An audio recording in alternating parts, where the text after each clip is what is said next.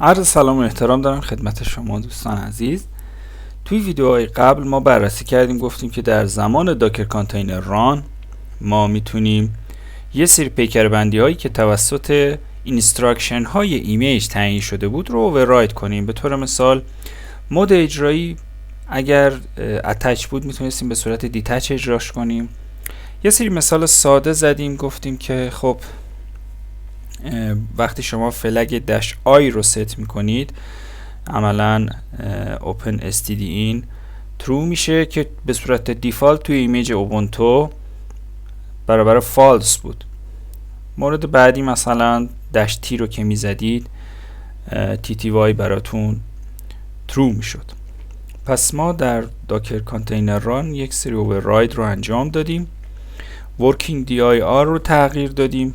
دیدیم که مثلا ایمیج اوبونتو گفته بود که working dir روت باشه، ولی ما تغییرش دادیم در زمان داکر کانتینر ران به صفحه هوم اوبونتو و خب یک سری تغییرات رو اعمال کردیم. حالا میخوام در رابطه با cmd صحبت کنم. cmd یا دیفالت کامندی که قرار بعد از ران شدن کانتینر اجرا بشه. خب دیفالت کامند در ایمیج اوبونتو برابر با بشه. بش چیه؟ بش همین ترمینالی که من باز کردم یک محیط اجرای بشه، یک محیط اجرای اینتراکتیوه. اینتراکتیو یعنی من با بش میتونم ارتباط داشته باشم. مثلا من اینجا میتونم بزنم دیت و بش به من خروجی دیت رو بده که میبینید که 22 ژانویه 2026 اوتپوت من هستش که در این رابطه اینتراکتیو دریافت کردم و کامند دیت اینپوت من هستش که در این رابطه اینتراکتیو وارد کردم. و همچنین این بش میبینید که لانگ لایف پروسسینگ یعنی بسته نمیشه. من وقتی میزنم دیت یا حالا آپ تایم مثلا، اتفاقی که میفته اینه که این بش کماکان میبینید اینجا هست و اگزیت نمیشه مگر اینکه ما به صورت دستی اونو استاپ کنیم و اگزیت بزنیم.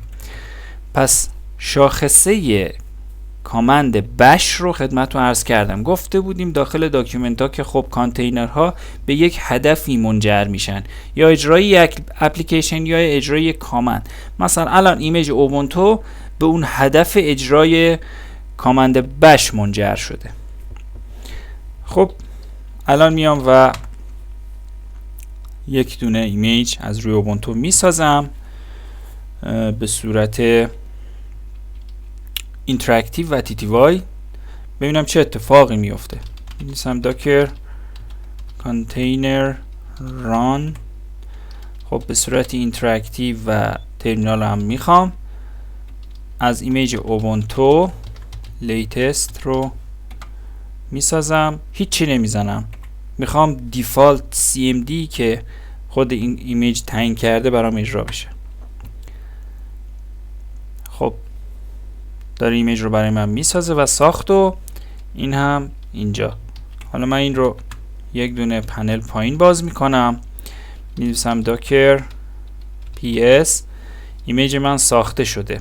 خب در داکر ps بخشی داریم تحت عنوان کامند که میبینید این دیفالت کامندیه که خود ایمیج اوبونتو برای ما تعیین کرده و اینی که اینجا میبینید این کامندیه که در این پایین هستش. خب من میرم بالا، مثلا نمیدونم آپ تایم رو فکر میکنم نداره. خب آپ تایم رو داشت. میبینید که کامند رو اجرا کردم به صورت اینتراکتیو. این فلگ آی که اینجا دادم و این تی در این موضوع دخیل بوده. خب حالا من میخوام داخل اینسپکت ببینم که این به چه شکل هستش. من الان اومدم و دیفالت رو اجرا کردم.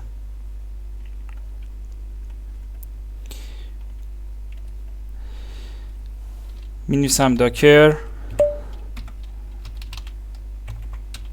اینسپکت کانتینر 08 هست و میفرستم داخل کلیپ بوردم.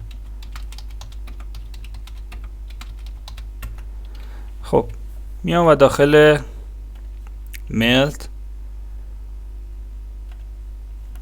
یک دونه پنل میسازم تا ببینم چه موردی هست. خب اگر به بخش کانفیگ برم میتونم CMD رو ببینم. خب اگر اینجا به دنبال کانفیگ بگردم، هاست کانفیگ خیر و خود کانفیگ، این کانفیگ، از کانفیگ به CMD میتونم این بش رو ببینم که خب این بین بشیه که خود ایمیج تعیین کرده بود. پس من داخل ترمینالم میتونم اینجوری اون رو پیدا کنم. داکر اینسپکت -f. خب از کانفیگ به CMD برای ایمیج 08. خب میبینید که بین بش برای من نمایش داده شد. اگر من جیسون بزنم برای من این فرمت جیسونش رو نمایش میده. خب پس ما اومدم اینجا این رو تعیینش کردم. خب حالا میخوام این CMD که اینجا دیدم رو اووررایدش کنم. مثلا یک کامند دیگه بزنم. خب این ایمیج رو میبندم. با اگزیت دیگه اون دیفالت کامند من اگزیت میشه و من اگر PS بزنم میبینم که کانتینرم موجود نیست و به صورت اگزیت در اومده. و اگر با فلگ -A این کارو بکنم میبینید که به من میگه که این کانتینر اگزیت شده. خب حالا من اینجا میزنم داکر کانتینر ران. باز هم اینتراکتیو میخوام. البته اینجا اگر من اینتراکتیو بزنم یا نزنم، چون از کامندی که میخوام استفاده کنم کامندم از pwd و انگار لانگ لایف پروسس نیستش، نمیشه به صورت اینتراکتیو ازش استفاده کرد. پس من -it رو اینجا وارد نمی کنم. داکر کانتینر ران. خب اوبونتو لیتست و از کامند pwd میخوام اینجا استفاده کنم.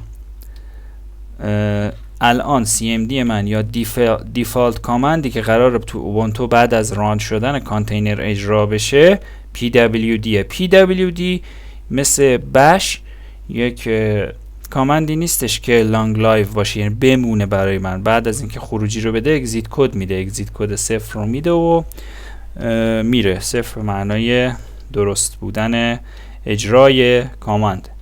من میزنم pwd رو توی اوبونتو اجرا میکنم. خب میبینید مسیر رو به من نشون داد و بسته شد. الان اگر اینجا داکر ps-a بزنم میبینید که این کانتینر جدید من هستش که کامندش pwd. در اینجا من بین بش رو دارم. خب من اگر این رو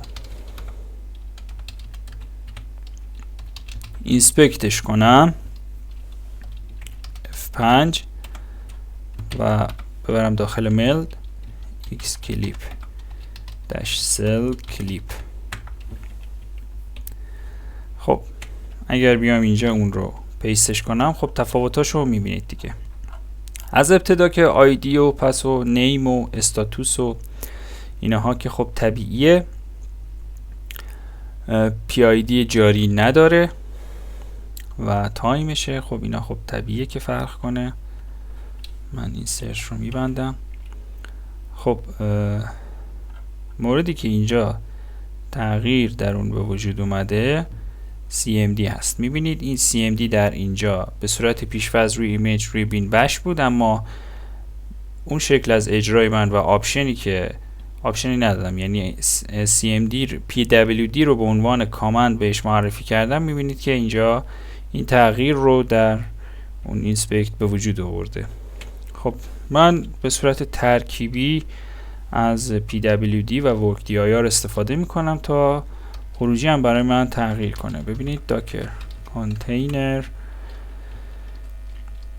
ران، حالا یک کانتینر جدید میخوام بسازم. خب اینتراکتیو نمیخوام باشه چون pwd عملا این قابلیت رو نداره.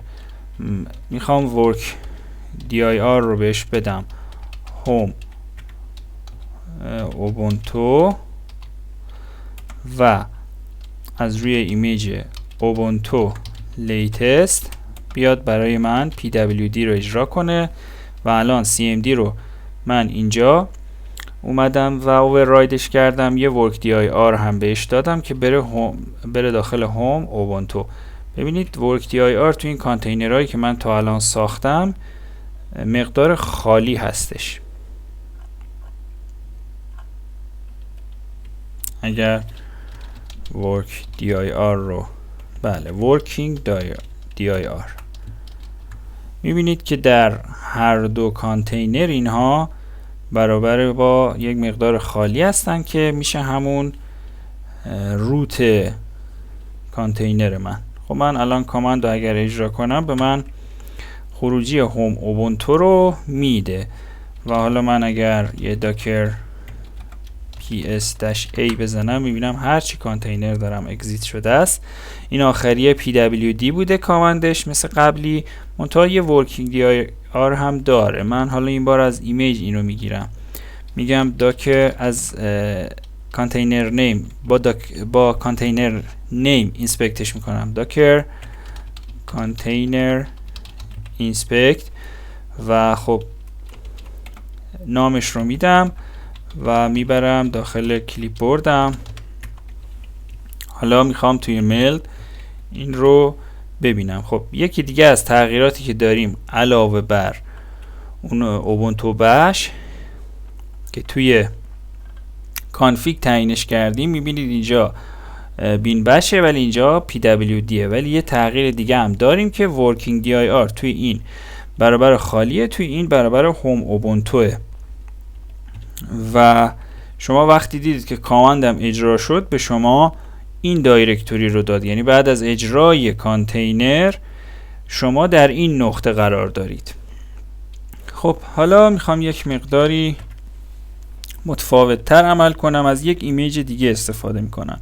میدونید که من یک دونه ایمیج در همین پلیلیست ایجاد کردم که اومدم و PHP رو داخل یک ایمیج اوبونتوی نصب کردم، یعنی از همین اوبونتویی که الان استفاده کردم شروع کردم و یه سری تغییرات دادم داخلش و یک دونه ایمیج جدید حاصل شد. من اگر بنویسم داکر کانتینر ls، خب داش ای هم میزنم، یه تعدادی کانتینر دارم. ببینید اینها کانتینرهای فعلی منه که از روی ایمیج اوبونتو لیتست ساخته شده. خب یک ایمیج دیگه ای دارم، اینجا می نویسم داکر ایمیجز و سرچ میکنم با grep php رو.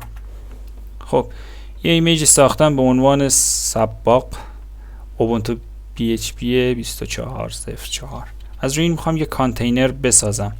به صورت پیش‌فرض این هم کانتینرش cmdش برابر با بین بشه و من میخوام این رو تغییر بدم. اول یک دونه ساده میسازم. خب بیایید کانتینرهای قبلی رو پاک کنیم. پرون همگی رو پاک کردم و الان داکر ps-a اگر بزنم هیچ کانتینری ندارم، فعال یا غیر فعال ندارم. خب یک دونه کانتینر میسازم. خب اون ایمیج رو نمیدونم اسمش رو برداشتم، بله داکر کلیر میکنم داکر کانتینر ران. خب به صورت پیش‌فرض میخوام این رو اجرا کنم. فلگ آیتی رو هم بهش میتونم بدم و خب به صورت اتچ باشه، دی رو ندادم پس به صورت اتچ روی ترمینال من میاد بالا و خب این ایمیج هستش. کامند خاصی بهش نمیدم، میخوام ببینم چه اتفاقی میفته و با همین آیتی این کار رو انجام میدم. میبینید وارد کانتینر شد. اگر من توی این پنل پایین بزنم داکر پی اس، کانتینر جاری که ساخته شده به من نشون داده میشه و میگه که خب آپه. من اینجا میزنم داکر کانتینر اینسپکت و حالا یک F رو بهش میدم و میبرم داخل کلیپبورد و خب داخل ملت میام و این رو باز میکنم. حالا اینو هم فعلا خالی میکنم تا میخوام کانتینر بعدیم رو در سمت راست بذارم. خب CMDش رو ما میتونیم فعلا همینجوری ببینیم. داکر کانتینر اینسپکت. خب یه فرمت بهش میدم، نمیخوام جیسون باشه، .config.cmd و حالا یک F رو هم بهش میدم. خب میبینید که بش هست و بش اینجا برای من اجرا شده. خب من برمیگردم اینجا و اگزیت میزنم تا کانتینر من بسته شه. الان دیگه کانتینر فعال من نیستش و غیر فعال شده. حالا من میام و میدونم که داخل این کانتینر من PHP رو دارم. میام از یک لانگ لایو پروسس دیگه تحت عنوان PHP-A استفاده میکنم. PHP-A اگر بدونید یک اینتراکتیو شل PHP به شما میده. این شل PHP دیگه خب توش میشه توابع PHP رو انگار اجرا کرد. من تایم رو مثلا اجرا میکنم، رند رو اجرا میکنم.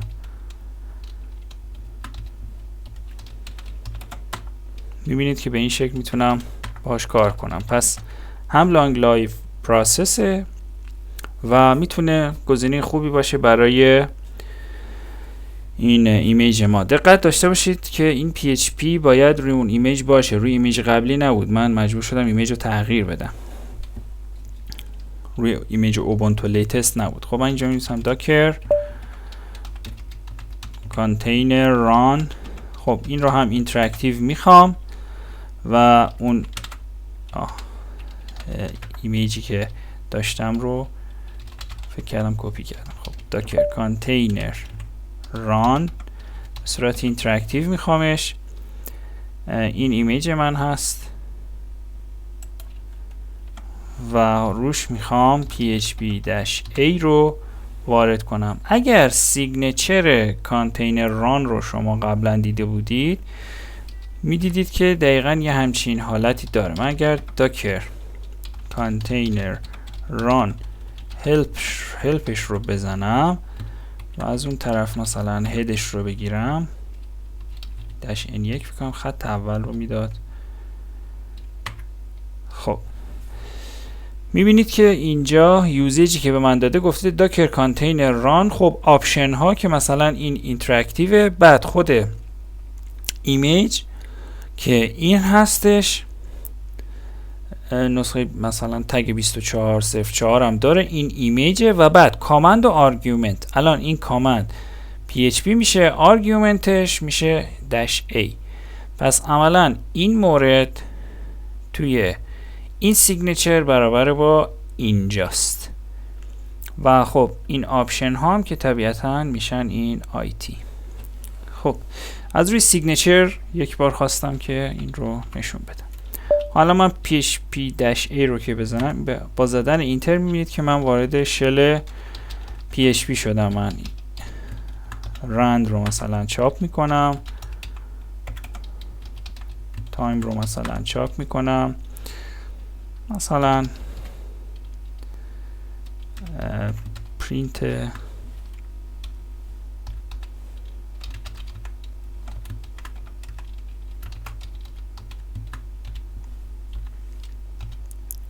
یک آرایه‌ای رو هم پرینت میکنم.